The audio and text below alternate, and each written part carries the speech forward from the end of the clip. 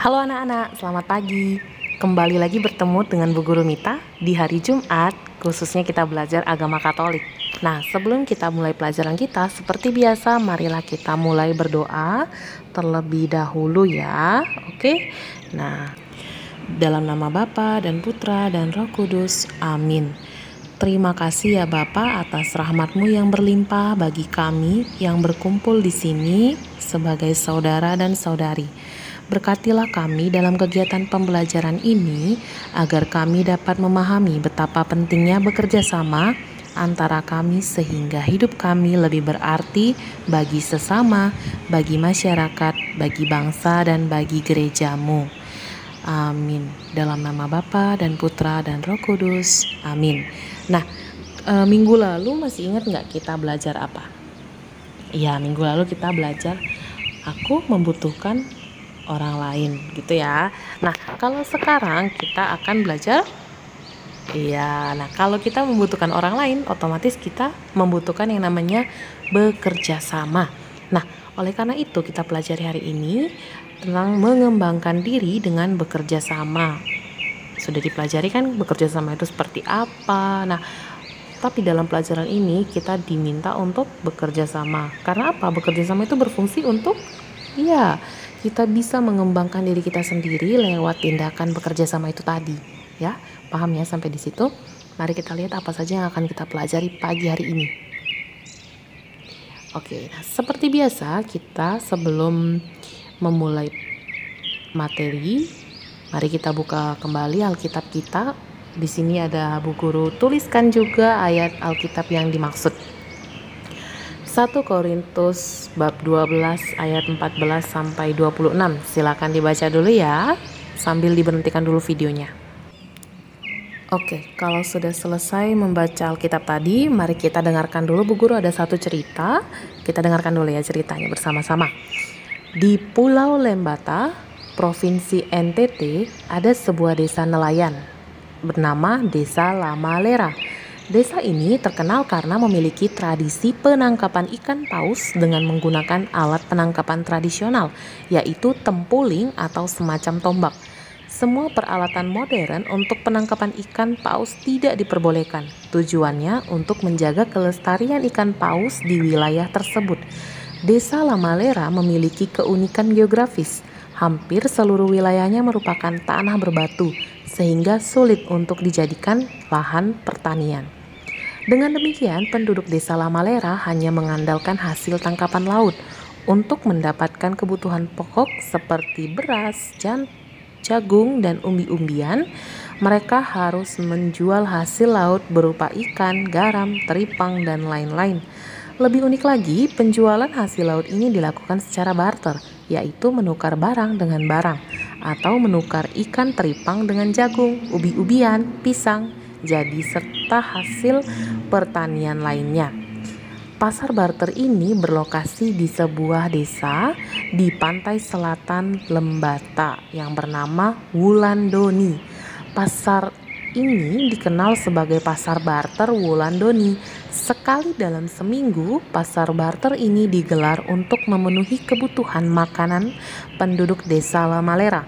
Sebaliknya, para petani di daerah pedalaman memperoleh lauk pauk berupa ikan, teripang, dan juga garam untuk menu makannya setiap hari.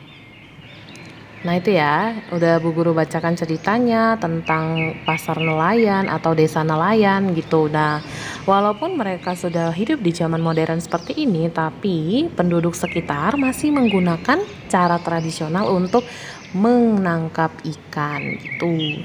Nah, kalau sudah begitu, mari kita lihat lagi materi kita selanjutnya ada apa saja. Nah, berikut ini ada rangkuman. Bisa dibaca dulu, bisa diberhentikan videonya. Kalau sudah kita lanjutkan lagi. Oke, tadi kan kita bacaan Alkitabnya itu kita ambil dari 1 Korintus. Nah, untuk judulnya satu tubuh banyak anggota. Apa itu artinya?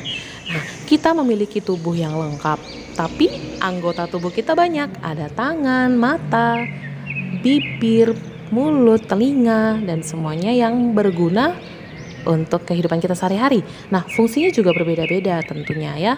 Maka Untuk rangkuman kita pagi hari ini, kita lihat yang pertama.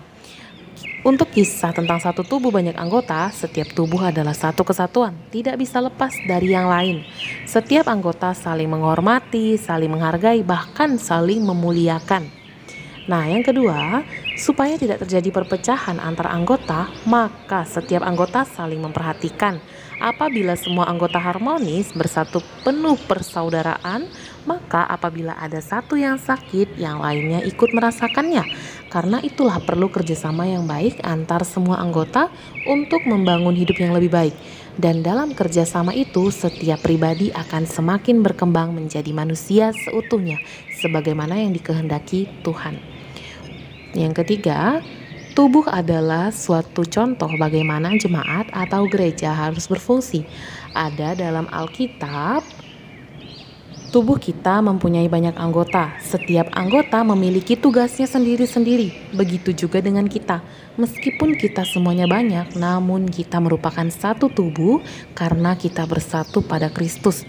Dan kita masing-masing berhubungan satu dengan yang lain sebagai anggota-anggota dari satu tubuh gitu. Paham kan maksud dari bacaan dan cerita yang Bu Guru kirimkan hari ini? Paham ya? Jadi kita harus tetap saling menghargai, menghormati, dan saling membantu teman-teman sekitar kita, keluarga kita, atau orang-orang sekitar kita. Supaya apa? Supaya kita bisa mengembangkan diri kita juga begitu. Karena apa? Tadi selain kita membutuhkan bantuan orang lain, tentu kita membutuhkan yang namanya kerjasama. Kita membantu mereka, mereka juga pasti dengan sendirinya akan membantu kita. Begitu untuk ringkasan kita pagi hari ini. Nah, selain itu Bu Guru juga punya yang lain. Kita lihat selanjutnya ada apa? Nah, selanjutnya ada tugas. Ada 3 jenis tugas yang Bu Guru sertakan di hari ini. Yang pertama, kalian bisa diminta untuk menuliskan beberapa kebutuhan hidup manusia yang dapat memenuhi kebutuhan itu. Paham ya tugas yang pertama? Kita menuliskan kebutuhan hidup manusia serta orang yang dapat memenuhi itu. Misal kita butuh ikan, kita membutuhkan penjual ikan. Nah, penjual ikan membutuhkan nelayan, seperti itu ya. Nah, untuk yang tugas kedua, anak-anak diminta untuk menuliskan sikap yang perlu dikembangkan dalam melakukan kerjasama. Oke, nah yang ketiga, menuliskan bagaimana kebiasaanmu bekerja sama dengan teman-teman. Pasti anak-anak pernah ya, sebelum masa pandemi ini kan pernah sekolah. Nah, waktu di sekolah, anak-anak pasti pernah bekerja sama dengan teman-teman sekitar. Nah, silakan diceritakan bagaimana sikap kalian ketika kalian bekerja sama. Oke, bisa juga bekerja sama di lingkungan keluarga atau tetangga, begitu ya. Nah, oke. Sekian dulu materi dari Bu Guru pagi hari ini. Sebelum kita mengakhiri materi kita pagi hari ini, seperti biasa kita berdoa terlebih dahulu ya. Karena masih lewat daring, maka yang bawa doa adalah Bu Guru.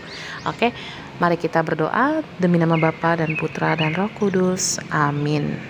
Salam Maria, penuh rahmat Tuhan sertamu, terpujilah engkau di antara wanita, dan terpujilah buah tubuhmu Yesus. Santa Maria Bunda Allah, doakanlah kami yang berdosa ini sekarang dan waktu kami mati. Amin. Demi nama Bapa dan Putra dan Roh Kudus. Amin. Nah, sekian dulu materi agama dari Bu Guru. Bu Guru harap kalian paham dengan pelajaran kita pagi hari ini.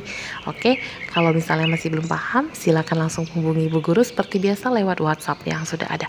Oke, sekian dari Bu Guru. Salam semangat, salam DigiTM.